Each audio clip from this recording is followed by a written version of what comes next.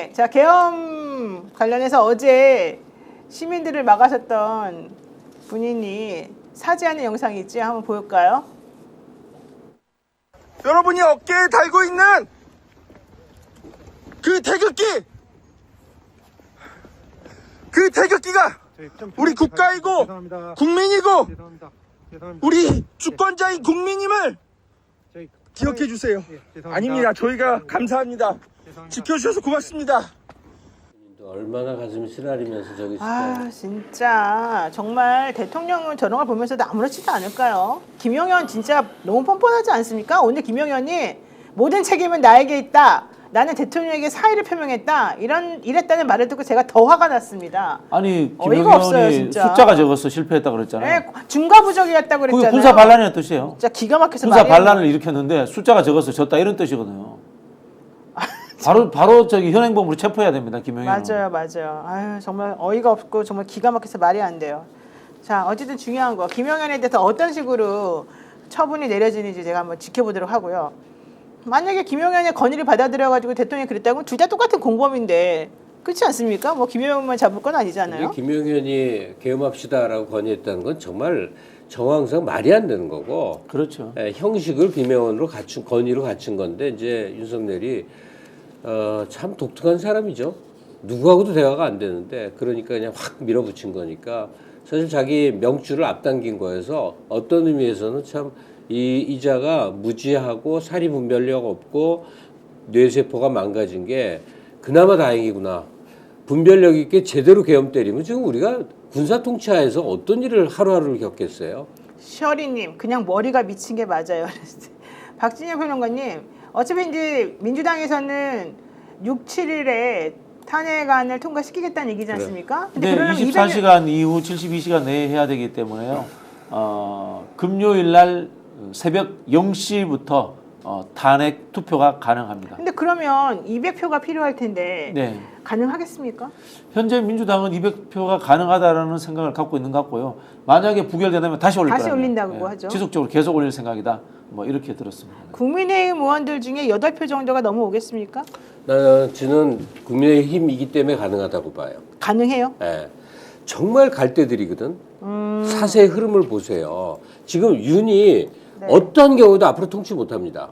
대통령 유지 못해요. 어떠한 경우에도. 일단 미국이 윤의 뒤를 봐주겠습니까? 어떠한 경우도 안 됩니다. 공적 기관에서 생각 있는 사람들이 지금 그동안 숨기고 있었지만 다 말 안 듣습니다. 그러니까 윤은 어떠한 경우도 대통령직 유지 못해요. 그랬을 때 국힘에서 수없이 그 살아남은 자들의 인생 방법이 뭐예요? 정말 갈대처럼 요리 눕고 저리 눕는데 내가 윤을 지키겠다고 나섰다가 내가 무슨 일을 당하겠어요. 그러니까 탄핵에 찬동할 국힘 의원들 의외로 많을 것이다. 그냥 그렇게 생각이 듭니다. 근데 제가 듣기로는 또 친윤이라고 하는 사람들은 또 이랬대요. 아니 대통령이 얼마나 외롭고 얼마나 얘기할 사람이 없었으면 108명 중에 누구하고도 상의를 못하고 이랬을까? 이랬다는 거예요. 미친 거 아니야? 같이 감옥 가서 상의하시면 되겠네요. 아니 나는 근데 국민의힘 의원들 좀 알지 않아요? 정신 못 차리는 사람들 많습니다. 그렇죠. 아, 네. 뭐 그 사람들이 제가 보기에는 뭐 극우적이다 이런 것도 아니고요. 생각이 없는 사람들이에요. 생각이 없는 출세주의자들이에요. 오로지 이권. 예, 단안의 맞습니다, 진짜. 이권. 예, 이권, 권력 이런 생각이 없는 출세주의자들이고 이 사람들은 현재 형성된 권력이 깨지는 어떤 역동적 변화 자체가 싫은 거예요. 그래서 최대한 안 깨졌으면 좋겠다. 이게 또 그럼 깨지잖아요. 그러면 타협이 되었으면 좋겠다. 늘 그런 식으로 가는 사람들이에요. 대거 정말 우리나라도 수준이라는 게 있잖아요. 그 수준에 맞는 정치인으로 그게 국회의원도 그렇지만 행정부에 그리고 각종 지자체 장들 정말 한번 대거 일 소화했으면 좋겠어요. 그러니까 말이라도 되는 사람들이 좀 앉아 있어야 되는 거 아니에요. 그러게요. 네, 모사님께서 국방부에서 나한테 들고 왔길래 내가 김용현이 충암고 때부터 열심히 뛰었으니까 계엄을 좀 해줘라 그랬다. 이렇게 또 패러디를 해주셨는데 정말 한심한 일이 윤 대통령은 결국 제2의 전두환이 되고 싶었던 거네요. 전두환을 존경한다고 하더니만. 그리고 군을 잘못 읽은 거죠. 시대 상황을 잘못 읽은 것이 전두환이 지시하면은 광주의 민중들을 향해서 발포할 수 있는 군이다라고 착각을 했던 거죠. 지금의 군은 이 세대 자체가 우리 국민들에게 총뿌리를 겨누지 못하도록 이미 민주화된 교육과 교양이 습득된 사람들이었습니다. 저는 지난 1박 2일 중에 대중적으로 나온 발언 중에 제일 주목하고 흥미로웠던 게 김용현 국방부 장관의 중과부적이었다라는 말이에요. 그렇죠. 제일 말이 안 되는 얘기죠. 아니 좀 굉장히 충격받았어요. 흥미로운 건데 12.12 때 노태우가 구사단 전방부대 네, 끌고 네. 와서 서울 장악해서 쿠데타 됐잖아요. 네. 마찬가지로 계엄사령부가 형성됐으나 계엄군이 다수가 이제 여기서 저기서 차출이 되더럴 거 아니에요. 그러니까 내 생각, 제 지금 추측에 김용현이는 각 사단장들에게 또는 예하 뭐 분단장들에게 그래서 가능성이 있죠. 계속 전화 돌리면서 네네. 지원을 요청을 했는데 다 거절당한 거 아니겠는가. 어제 중과부적. 그 로텐도홀에서 저희가 이제 의원들하고 그런 이야기를 했어요. 국방이 오래 있었던 의원들이라든가 군 출신 의원들은 지금 현역 군 수뇌부에다가 전화를 하자. 그런 이야기들을 같이 한 적이 있습니다. 김용현이가 사실은 제대로 이 통솔을 못했다는 거예요. 수방사랑 이런 데서는 말을 들었지만 그 나머지 군에서는 안 말을 안 따랐어. 들었대요. 아니요. 그래서 그런 그래가지고 실패했다는 거예요. 그런- 이제 그 사람이 말한 중과부적의 의미는 그런 얘기인데 그러니까 군이 일사불란하게 장악이 됐으면 네, 장악이 이렇게 안 됐다는 허무하게 안 거예요. 무너지는데 네. 군이 동원이 가동이 잘 안 된 거예요. 윤 대통령이 여당 지도부를 만나서 민주당의 폭주를 알리려 계엄을 선포한 것이고 김용현은 해임하지 않겠다 이런 얘기를 했답니다. 그럼 본인이 잘리면 되죠. 마음대로 하라 그래. 그거 그래봤자 지금. 근데 이분은 이런 거를 의리라고 생각하나 보죠? 그 조폭의 의리죠. 범죄자의 의리 아니겠습니까? 야, 제가 여기서 우리 시청자 여러분들께 이 말씀 좀 드리고 싶어요. 우리 지금 의장님이 국회의장님이 조금 더 적극성을 띠고 전국의 전면으로 나와주실 필요가 있습니다. 그게 이게 원칙적으로 행정부가 국회를 짓밟은 거거든요. 이 군 통수권을 바탕으로 해서 헌법을 유린한 거기 때문에 그 대상이었던 국회의장님이 직접 나서 주셔야 된다. 이런 말씀을 드리고 싶고요. 우리 권력의 분리 원칙에서도 사실은 이제 우리나라 같은 대통령제는 이중 권력입니다. 대통령도 선출됐고 국회도 선출됐기 때문에 이중 권력이기 때문에 이게 동등합니다. 동등한 입장에서 나서 주셔야 되고요. 그리고 이 국회의장의 권위로서 미국, 그다음에 군, 그리고 여당, 그리고 때로는 행정부의 강요, 총리라든가 주요 장관들까지도 만나시면서 무마하고 그들을 타협적 그릇 속에서 집어넣으면서 대통령을 고립화시키는 그런 노력들을 해줘야 됩니다. 네. 더 극단적으로 보자면 이게 비헌법적, 비법률적 상황이 간다면은 과거에 우리 이제 뭐 이 제야 세력들이 이야기했던 재원의회 같은 이런 상황으로 갈 수도 있기 때문에 의장님이 좀 더 적극적이셔야 됩니다. 최홍규님께서 또 5만 원이나 쏴주시면서 또 우리 두 분의 패널분들을 응원해 주셨는데요. 대통령은 최근 야당이 감사원장 탄핵에 예산안도 단독으로 처리하려 하자 정부가 아무것도 못하게 한다는 심각성을 느꼈고 이런 답답한 사정을 국민에게 알리기 위한 방법으로 비상계엄을 선택했다. 이렇게 취지를 설명했고요. 비상계엄을 사전에 상의하지 않은 이유는 보안 때문이고 또 하나는 윤 대통령 본인이 책임지기 위해서였다라고 설명했답니다. 그렇다면 이 책임지면 실패한 되죠. 것에 대해서 책임을 져야죠. 그 본인이 내려와야죠. 계엄을 한 이유가 이거잖아요. 네. 국민들이 불평불만하고 네. 데모하면은 총칼 들고 밟아버리겠어.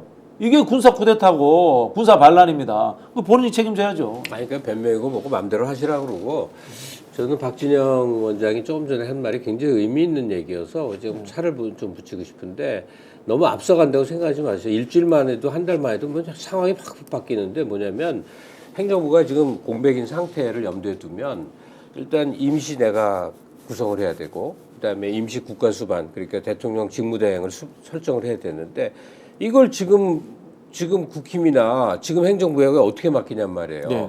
임시직이라도 그러니까 차기 대통령 뽑힐 때까지만이라도 여기에 대한 인선에 대한 염려를 토론을 해야 돼요. 맞습니다. 네, 이수님께서 또 슈퍼챗 쏴주셨는데요. 오늘 많은 분들께서 슈퍼챗을 응원해 주시니까 제가 힘이 많이 납니다. 친윤계 일부는 오늘 회동을 열어가지고요. 대통령에게 하야하시면 안 된다고 아주 강력하게 건의를 하기로 했답니다. 이 사람들 진짜 명단 오픈해야 되고요. 명단 오픈해야 돼요, 진짜. 아까 우리 김갑수 선생님 이야기하신 것처럼 우리가 친일 부역자 청사는 못했지만 친중 부역자 청사는 반드시 해야지 이런 일이 재발되지 않습니다. 그럼. 정말 저는 자 이렇게 되면은 한동훈 대표가 원래는 오늘 아침에는 이런 얘기까지 했어요. 대통령 탈당해야 된다 이런 얘기까지 했는데 사실 탈당에 대해서 또 의견들이 서로 좀 갈리니까 그 말은 조금 쏙 들어갔거든요. 어떻게 할 것 같습니까? 사실 탈당이 아니라 제명이죠. 제명시켜야 되죠. 범죄자 아닙니까? 네. 그럼 제명시켜야 되는 게 맞는데 한동훈 대표가 내부에 들어가면 워낙 극소수다 보니까 뭐 그런 식으로 흘러갈 것 같은데요. 한동훈 대표가 할 수 있는 일은 저는 한 가지라고 봅니다. 탄핵 당론 못 정할 겁니다. 그러면 개별 헌법기관으로서 이것은 국회가 군대에 의해서 짓밟혔기 때문에 국회의원들은 본인의 헌법기관으로서의 자율투표 하시면 좋겠다. 이 정도만 해주시면 될 것 같아요. 지금 사실은 법조계에서 판사님들도 조희대 대법원장에게 아니 지금 이런 식으로 대통령이 이 법질서를 무너뜨리는 것에 대해서 우리도 한마디 해야 되는 거 아니냐 이제 이런 식으로 지금 화를 많이 내고 있다는 얘기가 있습니다. 이런 움직임들에 대해서도 너무 대통령이 지금 무시하고 무책임하고 좀 이런 상황인데 언제까지 이런 꼴을 봐야 되죠? 그러니까 말이에요. 근데 타이밍상으로 보면 일단 다음 주에 있을 탄핵 발의가 가장 중대한 거고 그러기 위해서는 여론 압박을 해야 되는데 사실 주말마다 사람들 모이잖아요. 지금은 솔직히 말하면 미안한 얘기지만 매일 모여야 돼요. 박근혜 때도 후반부에 그랬거든요. 매일매일. 그리고 모이는 장소가 이제 더 이상은 광화문이 아니에요. 국회의사당, 여의도에 매일매일 모여서 윤석열 체포 외쳐야 되고 그리고 뭐 여러 가지 그 이제 새 정부 수립에 대한 그 목소리를 많이 얘기해야 되고 그다음에 1박 2일 동안에 새삼 느꼈지만 우리가 윤석열이라는 애군과 불행을 만났지만 그래도 제대로 된 야당이 굳건히 맞서 싸워주면서 앞날을 보여주고 있다는 게 얼마나 다행한 일인가. 왜냐면 이상한 야당 많았거든. 민주당에 옛날 뭐 사쿠라 야당들 많았죠. 당대표가 안철수 김한길이던 시절이 있었다고. 네. 지금 그러면 어쩔 뻔했냐고. 맞습니다. 제대로 된 리더가 있는 제대로 된 의지가 충만한 야당을 갖고 있는 게 얼마나 지금 다행하고 우린 앞으로 이제 해결해 나갈 수가 있잖아요. 자, 저는 어저께 비상계엄이 선포됐는데 국민의힘에서 국회의원들이 대통령이 비상계엄을 선포한다는 것은 국회를 무시하고 법을 무시하고 자기 마음대로 군사적인 이 수단을 동원해가지고 국민을 함부로 하겠다는 뜻인데도 불구하고 거기에 만약에 협조하거나 이 해제를 시키기 위한 일을 절차에 따르지 않고 본인들의 마치 그 언저리에 있는 자기하고는 아무 상관없는 일인 양 도망다녔던 사람들이 있다면 그거는 정말 단죄를 해야 된다고 생각하거든요. 그런 사람도 있습니다. 근데요. 겁이 나서 국회에 안 들어온 사람이 있었다고 하더라고요. 맞아요. 바로 그 그거예요. 상황이네. 그리고 국무위원들도 자기네들이 대통령하고 이 건에 대해서 얘기를 해야 되는데 안 왔어요 지금. 네. 그 전과 후에 이런 사람들에 대해서도 철저하게 책임을 물어야 된다라고 생각을 하고요. 국회 내부 상황이 공개가 되는데 마치 그런 군인들 이 계엄군에게 문을 열어준 것 같은 상황이 지금 사실 보여지는 그런 장면들도 찍힌 게 좀 있더라고요. 네, 만약에 그 부분이 있다면은 이거는 저는 문제가 심각하다고 보는데요. 어제 이제 국회 경위라고 있습니다. 경위하고 네. 방호가라고 있는데 초반에는 이제 뭐 경찰들이 에워쌌을 때 뭐 그런가 보다 했었는데요. 군인들이 유리창을 깨면서부터 그 국회 경위들도 깜짝 놀랐다고 합니다. 역대로 이런 일은 처음이었거든요. 그러니까요. 그 사람들도. 미쳤나봐요, 네. 진짜. 그래서 그때부터 거의 뭐 6탄전에 가까운 뭐 그런 상황들이 벌어졌었죠. 보좌관들이 너무 힘들었겠어요. 네, 보좌관들 진짜 고생했습니다. 네, 몸으를 막느라고. 민주당 보좌관들의 애국심에 진짜 탐복했습니다. 저기는 지금 무슨 문이죠? 사진에 나오는 거는 저게 이재명 대표실의 문인가요? 어디 대표실 쪽인 것 같기도 하고요. 그런 것 같은데요. 네네. 저 문을 부셔버렸죠. 저 정문입니다. 저렇게. 정문. 예, 정문 쪽입니다. 네. 국회 본청 정문 쪽입니다. 네. 체계바라님께서 그래도 공약 하나는 지키려고 노력했네요. 지지율 1% 이렇게 얘기하셨는데 진짜 대통령이 국민을 보기를 이렇게 우습게 보고 지금 44년 전에 있었던 우리의 치욕의 역사인 비상계엄을 이런 식으로 또 선포해서 대한민국을 초토화시킨다는 거 있을 수 없는 일입니다. 이렇게 되면 대한민국이 후진국가가 되는 것입니다. 미국, 영국은요 한국인 비자 발급 전면 지금 중단했거든요. 아 그래요? 우리 아들이 미국에서 공부 중인데 아빠 한국 못 가. 미국에서 비자 발급 전면 중단이래. 그러니까 그런 나라야. 왜 정정이 불안정한 뭐 남미나 아니면 동남아시아의 그 막 군인 통치하고 뭐 그런 지금 그렇게 돼버린 거예요. 진짜 우리 국민들 얼마나 대단하면 장갑차 오잖아요. 앞에 가서 막아요. 장갑차를 몸으로 막아요? 예, 장갑차 앞에 가가지고 막 이게 손짓하고 막 그러더라고요. 깜짝 놀랐습니다. 진짜. 그리고 엄청나게 빨리 모였어요. 네. 저기 국회에 사실은 저 차들도 정문을 그냥 막 짝짝짝짝짝 꽉차차차 와가지고 버스들이 네네네. 딱 막아서는데 또 국민들이 엄청 빨리 와가지고 네네네. 저 사이를 비집고 들어가려고 노력하고 정말 네네. 힘들었었습니다.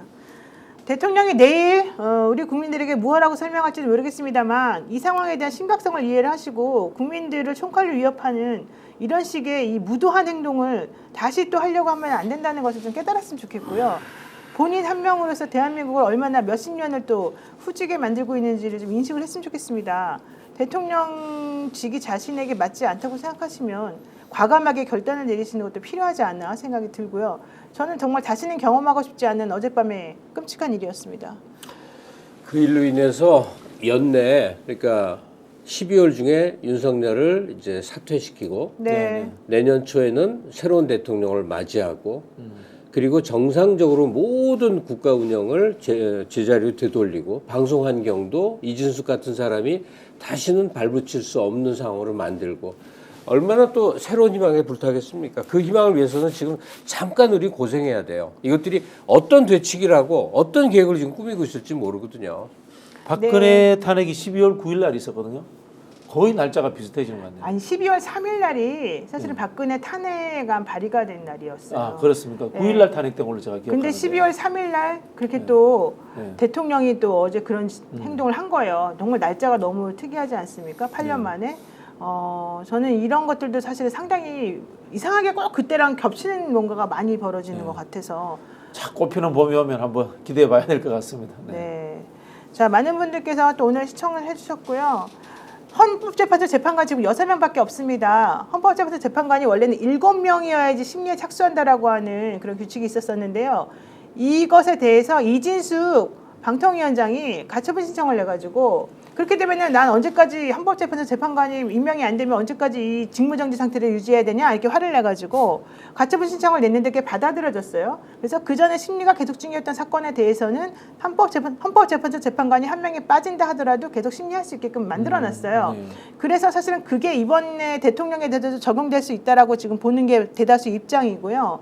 어쨌든 3명의 헌법재판소 재판관에 대해서는 지금 민주당 몫이 2명이 있지 않습니까? 네네네. 그래서 어쨌든 임명을 해야 되는데 형식적으로는 대통령이 사인을 해줘야 되잖아요. 네. 그래서 만약에 직무 정지가 대통령이 되면은 권한 그 다음에 대행해야죠. 권한 대행이 한덕수 총리가 아마 사인을 해줄 것으로 지금 저는 판단을 합니다. 소극적인 행위. 그래서 제가 말씀드리는 게 국회의장이 총리도 불러야 된다는 거예요. 네, 맞습니다. 그리고 저는 이제 뭐 장기적인 문제입니다만 만약에 우리가 개헌을 하게 된다면은 대통령 유고시에 그 직을 승계하는 것은 저는 국회의장이 돼야 된다고 봐요. 네. 이게 선출되지 않은 권력으로서 승계되는 것은 정통성의 부족입니다. 오히려 총리보다는 당연하죠. 국회의장이 직무대행을 국회의장은 맡아야 선출된 될것 사람의 같다. 대표지 않습니까? 네. 스픽스는 말하는 언론입니다. 대세는 유튜브, 그중에서 스픽스. 좋아요, 댓글, 구독, 알림 설정. 여러분이 저희를 사랑해 주시고 우리가 여러분을 사랑하는 4가지 방법입니다.